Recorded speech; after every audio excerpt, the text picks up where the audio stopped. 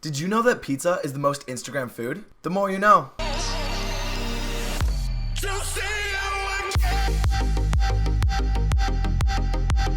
What's up, world? My name is Joel Miller and welcome to uMessage News. As you guys know, this show is all about advertising, marketing, public relations. So with that, let's jump into our very first story of the day. The very first story for today is all about Apple because they just held their worldwide developer conference. Tim Cook, the CEO of Apple, gave us tons of insights on what's upcoming this year. We're going to see huge changes with the Mac, the iPhone, the Apple TV, and the Apple Watch. So let's talk about some of the biggest announcements and the biggest takeaways from this conference. Siri is going to be coming to the Mac. So this is going to give you the ability to use voice command to find files, send messages, search the web, and more. Siri is also going to be open to app developers. So now you can make specific requests through an application. So for example, if I want to book a ride using Uber, I can ask Siri to do it for me. I don't have to open the app and do it myself anymore. You can use voice command to do specific things within the app. The next thing is that Apple Pay is going to be coming to the web. So there's no reason for you to have to type in credit card details anymore. The Apple Watch is going to get new features and it's also going to be a lot faster. There's going to be a complete iOS update. So the music, the maps, and other applications are going to look different. And they're making a couple big changes to the iMessage. Things like handwritten messages,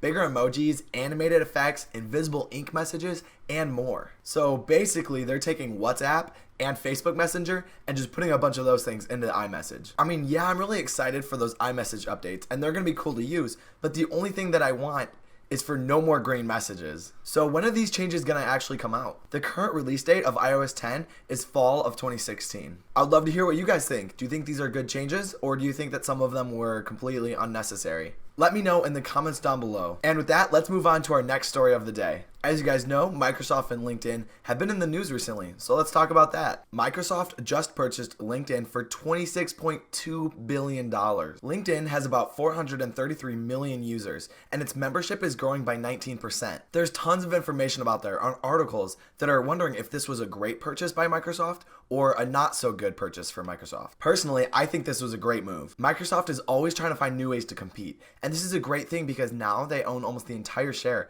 of the business social networking market. Microsoft owns almost 200 companies now. At $26.2 billion, this was their biggest purchase to date. But some of their other big ones were Skype, Nokia, and Aquantive. Obviously, the LinkedIn stock went straight up after this purchase, but it wasn't the only stock that went up. The Twitter stock went up 8% after the LinkedIn purchase because investors are hoping maybe there's some company out there that will actually buy Twitter. The Twitter stock has dropped almost 60% from where it was last year. If one of those big name companies buys Twitter, they might be able to save it and bring up that stock and bring in more ad sales. I'd love to know what you guys think. Do you think any big company is going to be buying Twitter in the near future? And with that, let's move on to our professional tip of the day. For the professional tip of today, we're going to be talking about a quality that every leader looks for in their employees. Studies show that intuition is one of the most valuable qualities that any employee can have. If you have intuition, you are more equipped to see opportunities, to find an optimal solution, and you're much more likely to be innovative. Intuition is an awareness that makes people more creative. It allows people to be more effective, and generally people with intuition are much more fun to work with. So the pro tip for today is to be intuitive,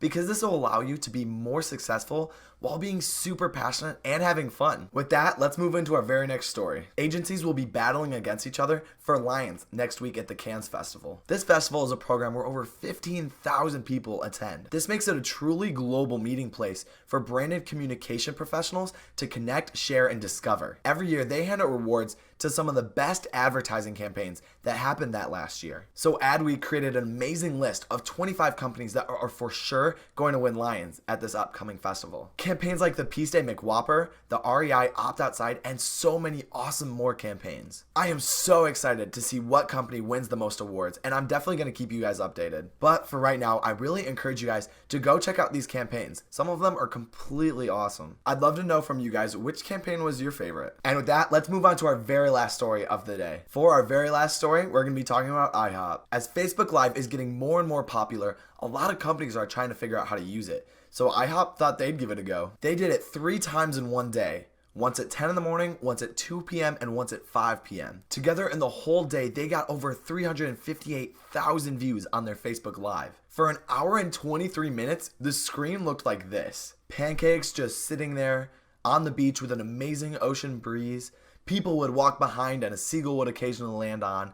Then they started putting props on the table. I think that the only reason that this got 240,000 views is because when they started doing the Facebook Live, it sends everyone that's following the page a notification. Because the second time that they did it at 2 o'clock, it only got 150,000 views. And then the third time they did it, it only got 9.6 thousand views. But what still blows my mind is on every post, there's over 1,500 comments of people saying how much they love IHOP and how much they love the pancakes. But if you go back to old IHOP posts, all the people are talking about how much they don't like IHOP and how bad the service is and all this other stuff. So I'm not really sure where those comments came from, but IHOP must have done a pretty good job of paying people to comment positive things on the Facebook Live. But that's actually where I'm going to end the show today. Thank you guys so much for watching today. Make sure to hit that like button. And if it's your first time, make sure that you hit that subscribe button. As always, my name is Joe Miller.